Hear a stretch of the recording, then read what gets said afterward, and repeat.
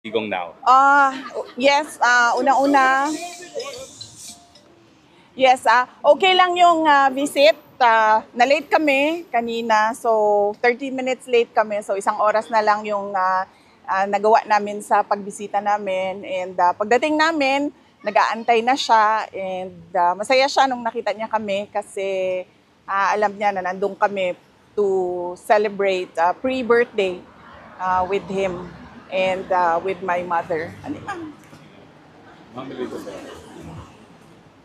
Tapos, as usual, binilhan ko din siya ng Coke Zero, pero hindi niya ininom. Sabi niya, dalhin lang daw niya sa kwarto yung Coke Zero. Pero isa lang ang pinabili niya. Meron daw ba kayong mga news from the Philippines na na-share sa kanya at ano yung mga reaction niya sa mga news na dala-dala niyo?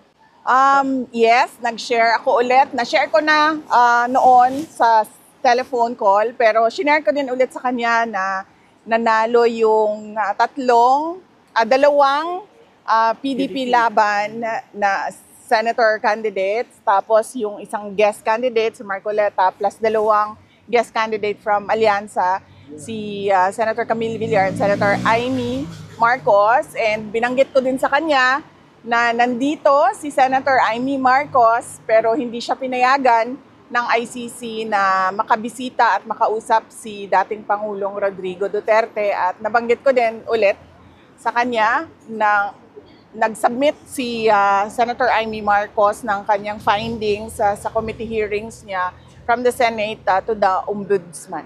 Ano po yung reaction ni Presidente? Unang-una, nagpasalamat siya at pangalawa, sabi niya gusto nga daw niya sana makausap si Senator Amy kaso hindi nga daw payagan. Pero sabi niya there will be another time for that. Okay. GMA?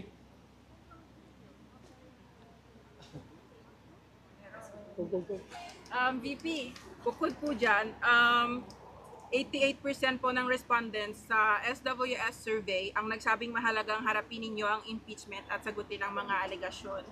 Para raw malinawan ang publiko at malinis ang inyong pangalan. Ano po ang masasabi niyo sa ganitong pananaw? Oo, I totally agree. Kasama ako dyan sa 88% na yan na nagsasabi. At ako ay parang thankful sa opportunity na malinis yung pangalan ko at masagot yung mga akusasyon sa akin. Thank you po sa sagot. And last question po, napagdesisyonan po ng Senado na ilipat sa June 11 ang simula ng impeachment hearings. Gusto lang po naming marinig, paano ninyo po tinanggap ang balitang ito at ano po ang epekto nito sa inyo, kung meron man?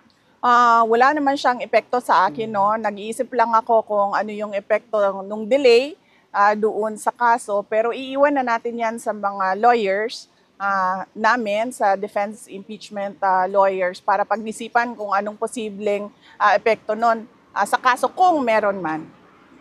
SMNI, Anton? Hi ma'am, kamusta po kayo? Napakabait ninyo ngayon. Nakikinig sila, nakikinig.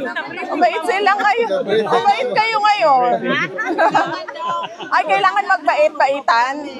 Kailangan magkunwari. Okay. Ma'am, tanong po ng SMNI, yung reaction niyo ma'am, any reaction po sa gusto ni BBM na makipag-reconcile sa mga Duterte? Sabi niya ayaw niya raw ng gulo. Unang-una, hindi na muna siguro ako magsalita about reconciliation dahil hindi naman mahalaga siguro ang mga personal na problema ng mga tao, no? Ang mas mahalaga is yung taong bayan at yung bayan natin. Yes ma'am, thank you po. Ma'am, kasama niyo po si Senator Amy Marcos. Nagkita po sila ni Attorney Kaufman. Ano po yung naging role ni Senator Amy sa case po ni PRRD? Ay, wala po. Wala pong role si Senator Amy sa case ni former President Rodrigo Duterte. Nandito lang siya para kausapin si Attorney Kaufman. Kung ano man yun na pag-usapan nila, wala ako doon. So, mas mahalaga siguro na makausap ninyo si Senator Amy Marcos. At ano yung isang tanong, sir? Yung role niya? Wala siyang role po. Either sa defense or doon sa ICC prosecution case, wala pong role si Senator Amy Marcos. Ito ma'am, last question na lang kasi ito kasi yung usap-usapan ngayon eh. Ewan ko lang kung pwede to.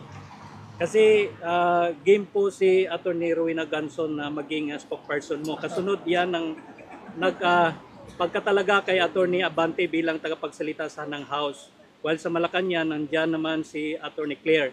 Any comment po sa posibilidad na maging spokes niyo si Attorney Ganson? Opo. Hindi namin napag-usapan sa Office of the Vice President ang spokesperson. Pero saludo kami sa talino at tapang ni Attorney Rowena Ganson. So kung gusto niya magsalita, go lang ng go. Makikinig tayong lahat sa kanya. Siguro from the audience, one question. Ma'am, ang question po ma'am, kamusta po si Presidente? Mayroon po ba siyang mensahe para sa Pilipino na nasa Yes. labas? Yes, ang message niya is we are all ruled by destiny and I am here because of my destiny, whether rightly or wrongly. Yun ang sinabi niya. Thank you. And isa pang update is napag-usapan din namin yung oath niya at pag-usapan daw nila ng lawyers niya kung paano gawin yung kanyang oath. Pero initially ang sinabi niya, I want set me free and I will take an oath. Yan yung Yes!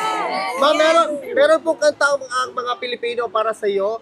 1, 2, 3, go! Happy birthday to you. Happy birthday to you. Happy birthday. Happy birthday. Happy birthday to you. Mabuhay ka, Ma'am Inday! Inday Sara para sa Presidente!